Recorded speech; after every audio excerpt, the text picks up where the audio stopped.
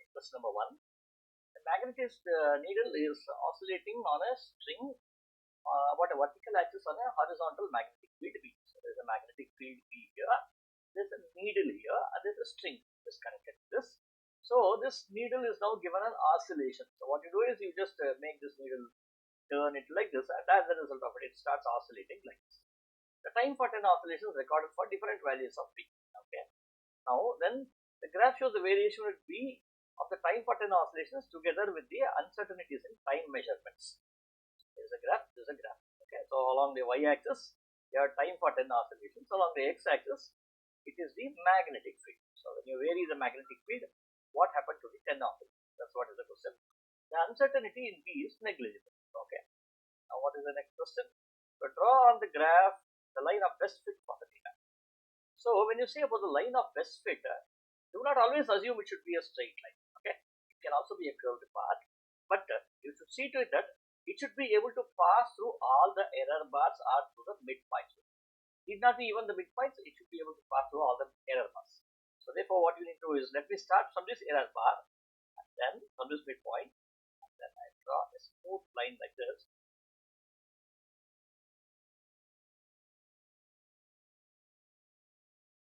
Like this. And you see there's some differences over here, but it's actually it is passing through all the error bars. So this is nothing but your line of best fit. The line of best fit need not always be a straight line. It can also be a curved path. This is the first thing that you need to understand. Many students do a mistake over here by just taking a line like this and drawing it like this over here. They either choose something like some students draw like start from here, draw one line here, and draw another line. That is wrong. Okay. So you should also not draw something like one line here and then keep on drawing like this. Some midpoints are being excluded and so on. So it should not be done like this. It can be also a smooth curve. Okay, now next one. Write down the time taken for one oscillation when B is equal to 0.005 Tesla. It is absolute uncertainty. Two things you have to mention. One is time taken for one oscillation, other one is absolute uncertainty. Now let us go back. What is this graph about? The time taken for 10 oscillations. You need to get the time taken for one oscillation. You know, everywhere it is changing. This means, now let us read the question once again. See, it is when B equal to 0.05 Tesla, which means where? When B equal to 0.05 Tesla is here, it is at this point. So what I do is I'll draw a vertical. Here so that it intersects this point here. And with respect to this, I find out what is this value. What is this value here? This is 8, 8.2, 8.4, 8.6, 8.89. So this value is 8.4 seconds for 10 oscillations. So what I write here is that I will say for 10 oscillations, it is 8.4 seconds. So one oscillation, okay, the time period is 8.4 divided by 10, which will be equal to 0.84 seconds. So this we have got, but we also need the absolute uncertainty. Now, how do I get the absolute uncertainty? Towards it, what we do is, let us go back and see. What's given here. This is given as the absolute uncertainty here. See, this is 1 point here, this is 1 point here. What is the difference between these two? The 1, 2, maybe around 8.2, 8.2 to 8.4, for example. It will be around 0.4, or maybe it's not exactly touching this. It will be around 0.3, for example. Okay, so if it is 0.3 for 10 oscillations, for one oscillation it should be 0.3 divided by 10, it should be around 0.03. Okay, so thus your total, the way how you write here, nothing but you can now say, am I doing it correctly? Yes. You can now saying that the time taken should be equal to 0.84 plus or minus 0.0 seconds. The final answer. Okay, now let us move on to this one. A student forms a hypothesis that the period of the one oscillation P is given by K by root B. So whatever we found out here, that's we call as P, and here he is calling as P volt. Okay, where K is a constant. Determine the value of K. Using the point for P equal to 0.005 Tesla. State the uncertainty. Okay, so you need to get the value of K volt. Now let us go back to the graph. What does the graph say? It says it is with respect to T squared versus B over here. Okay, so T versus B over here. So here it is P versus 1 by root Q. How do I find that? What is he asking to determine the value of k for p equal to 0.05. So what do I need? I need the value of k. So k should be equal to p root b, right? What is the value of p? P is nothing but this value. This is the value of p. I have taken for one oscillation, which you already know. We'll write as 0.84 multiplied by root of p. What is root of b? 0.005, right?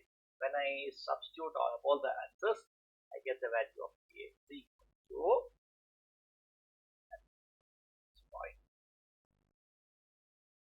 8 equals 0.084 multiplied by square root. There is square root.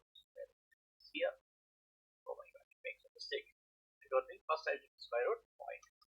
I take square root of this multiplied by 0.084. Thus, when I do it, I get the answer 0.059. 0.059. The unit of k. Unit of k we need to find, right? So this should be second. This should be b is in Tesla for half. Second Tesla for half. Let me look at it once again. Are we doing correctly? Did a mistake over here. What was the mistake? Put to the 0.08. 0.8. That's what I was worried. So we doing correctly. Not 0.84 over here. I will redo this one here once again. So I will do this as square root of 0.005. I take square root of this. 0.84 will be 0.05.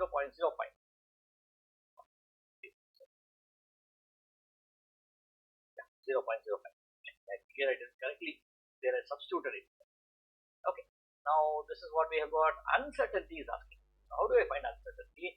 What I do is I write p is equal to k by root b. K is equal to p root b. Delta k by k is equal to delta p by p plus a half times delta b by p. Now let us look at the graph here. Do we have any uncertainty along b? There is no uncertainty. How do I know? Because there is no horizontal cross wires, or maybe the error bars are not shown over here, right? Only along the vertical is shown. So what is this vertical shown for? It's only for p. P is nothing but here it's for p over here. Okay, what is the uncertainty in p? We already got the uncertainty in p to be 0.03. So what I will do is I write that 0.03 and divided by what is this now? Delta p we have got, right?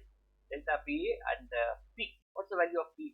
So for the value of 0.05, value of p was 0.84, right? That's what we have got. And thus I can write delta k is equal to 0.03 divided by 0.84 multiplied by this k. This k will come this side. What is the value of k? We already got the value of k to be 0.059. When I do all these calculations, I get to that 0.09 divided by 0.84 is equal to so much multiplied by 0.09. I get the answer 0.0021. 0.001. Okay. And what is this k? Delta k will also have the same unit. Thus the value of k can be written as 0.059 plus or minus 0.002. Okay. Second, to the p to the power half. Tesla to the power half. Right? 0.059 plus or minus 0.002. That's right. According to the marking scheme. Say the unit of k that we have already done over here. Say unit of k is st to the power of half. You know how do we have done? How we have done here. So k is equal to p root b. Unit of p, time period of r, one oscillation. Second, and this is Tesla to the power of half. We have substituted. We have got the answer. Okay, now let us move on to the next one. The student plots a graph to show how p square varies with 1 by b for the data. Okay, now he says it's varying with p square. This is 1 by b. Sketch the shape of the expected line of respect for the axis. Below, assuming that p is equal to k by root b is verified. He said it's verified. Which means what I do? See, I want to somehow get this relationship here. So when I square this, what do I get? Square this, p square equal to k square by b, right? Now if p square is along the y-axis, put y here. Is equal to k square. There is no k square mentioned here. Put k square like this. And 1 by b is along the x-axis. So what is this equation relating to? This is relating to m times x. What is y equal to mx? It's the equation of a straight line that passes through the origin, right? So which means it should be an equation of a straight line passing through the origin. Now you might ask me, why should the straight line be like this? Why can't it be like this? They're always writing. Okay, because until and unless the value of k is not given to you, you need not worry. Okay, because the value of m is not known to you, you need not worry. You can directly put any line, this line, this line. Every line is done. Okay, no issue. Okay, so you will definitely get 2 marks. To get the 2 marks over here, what you should do? You should see to it that the center, the starting point should be the origin, and the slope should be the constant, which means it should be a straight line. It should not be something like this. It should not be something like this. These are incorrect. Okay, this is the right one. This one. State the value of k obtained from the graph. That can be obtained from the graph. State the value of k from here. So how do I get the value of k here? See, k square equal to m here, right? K square equal to m here. K square equal to m. Or k should be equal to root m, which should now be equal to what? Square root of slope. Because until unless you should not stop at m here, because you do not know what is m here. So you have to put root m only. Next, I think we have come to an end to this question. See you in the next